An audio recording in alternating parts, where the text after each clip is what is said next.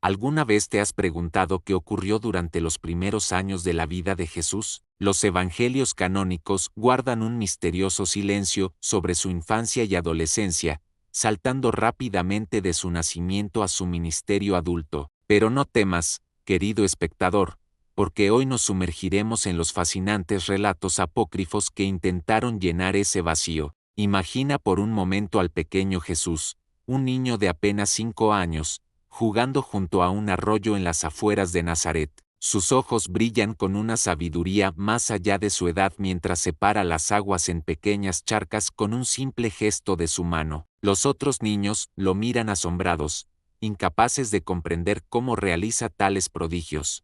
Pero eso no es todo. Nuestro joven Salvador toma un puñado de barro y comienza a moldearlo con sus dedos hábiles. Ante la mirada atónita de sus compañeros de juego, 12 pajarillos de arcilla cobran vida y alzan el vuelo, trinando alegremente mientras se pierden en el cielo azul de Galilea. Estos relatos provienen del fascinante Evangelio de la infancia de Tomás, un texto apócrifo que circuló entre las primeras comunidades cristianas desde el siglo II de Calle. A diferencia de los evangelios canónicos, este manuscrito se propuso revelar las maravillas que Jesús realizó siendo apenas un niño, ofreciéndonos una ventana única a sus años de formación. Pero no todo era color de rosa en la infancia del Mesías. El Evangelio de Tomás también nos muestra a un Jesús que, en ocasiones, luchaba por controlar sus inmensos poderes. En un episodio particularmente dramático, un niño que accidentalmente choca con él cae muerto al instante. Los padres del pequeño, devastados, acuden a José y María exigiendo una explicación.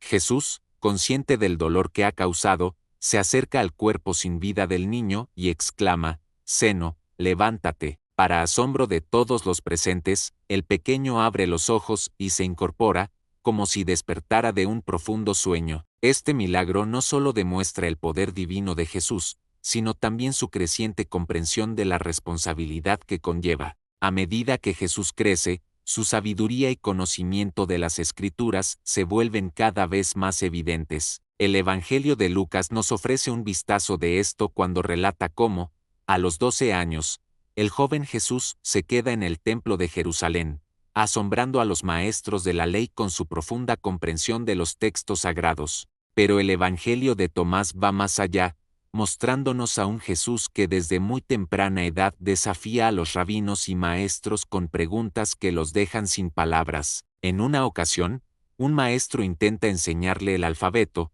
pero Jesús lo interrumpe para explicarle el significado místico de cada letra, dejando al hombre boquiabierto ante su sabiduría sobrenatural. Es fascinante imaginar cómo estos eventos moldearon al hombre en que Jesús se convertiría. ¿Cómo influyeron estas experiencias tempranas en su ministerio adulto? ¿Qué podemos aprender de la forma en que el joven Jesús manejó su poder y conocimiento? Aunque los evangelios apócrifos no forman parte del canon bíblico oficial, nos ofrecen una perspectiva única y cautivadora sobre los años perdidos de la vida de Jesús. Nos invitan a reflexionar sobre cómo el Hijo de Dios pudo haber experimentado su propia divinidad mientras crecía como un niño humano en un pequeño pueblo de Galilea. Imagina por un momento a María, observando a su hijo especial con una mezcla de asombro y preocupación. ¿Cómo se sentiría al ver a Jesús realizar milagros que ningún otro niño podía hacer?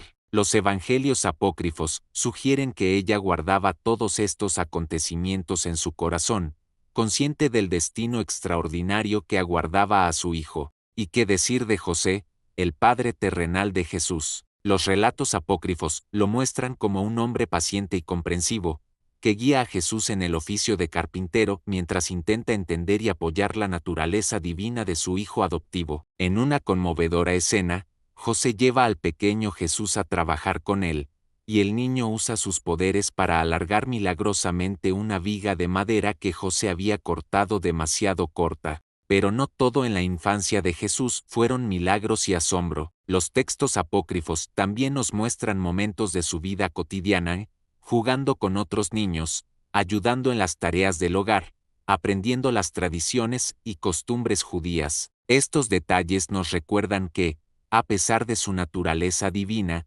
Jesús experimentó una infancia humana real, con alegrías, desafíos y momentos de crecimiento. Un aspecto particularmente intrigante de estos relatos es cómo Jesús comienza a comprender y aceptar su propia identidad divina. En varios episodios, vemos al joven Mesías luchando con el peso de su destino, a veces utilizando sus poderes de manera impulsiva, otras veces mostrando una compasión y sabiduría que van más allá de su edad.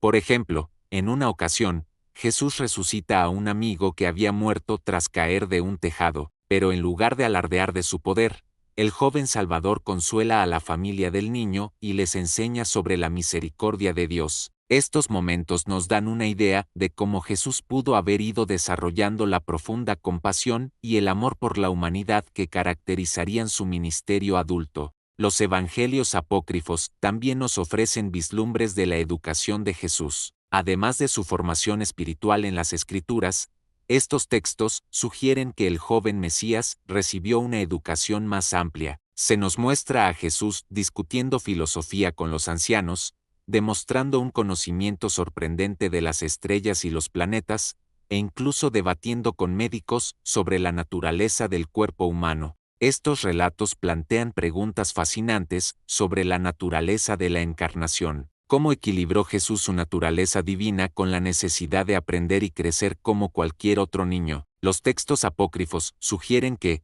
aunque poseía un conocimiento y poder sobrenaturales, Jesús eligió experimentar un verdadero crecimiento humano, aprendiendo y madurando como parte de su misión en la tierra. A medida que Jesús se acerca a la edad adulta, los relatos apócrifos nos muestran cómo va preparándose para su ministerio público. Vemos al joven Mesías pasando cada vez más tiempo en oración y meditación, retirándose a menudo a lugares solitarios para comulgar con su Padre Celestial. Estos momentos de soledad y reflexión nos dan una idea de cómo Jesús pudo haber forjado la profunda conexión espiritual que sustentaría su misión. Es importante recordar que, aunque estos relatos apócrifos son fascinantes, no tienen la misma autoridad que los evangelios canónicos. Sin embargo, nos ofrecen una ventana única a la imaginación y las creencias de las primeras comunidades cristianas. Nos muestran cómo los primeros seguidores de Jesús lucharon por comprender y dar sentido a los años no documentados de la vida de su Salvador.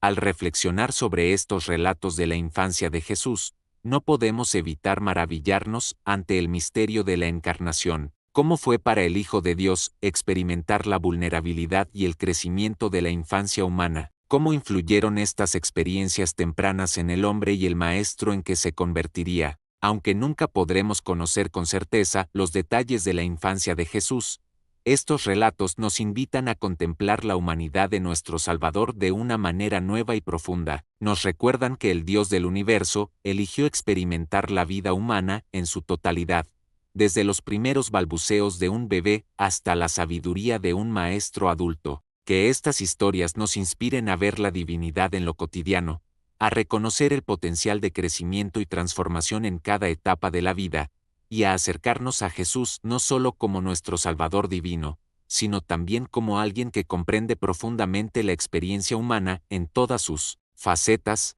Y así, queridos espectadores, concluimos nuestro viaje por los fascinantes relatos de la infancia de Jesús. Que estas historias alimenten vuestra fe y vuestra imaginación, y os inspiren a profundizar en el misterio del Dios hecho hombre. Hasta la próxima, y que la paz de Cristo esté con todos vosotros.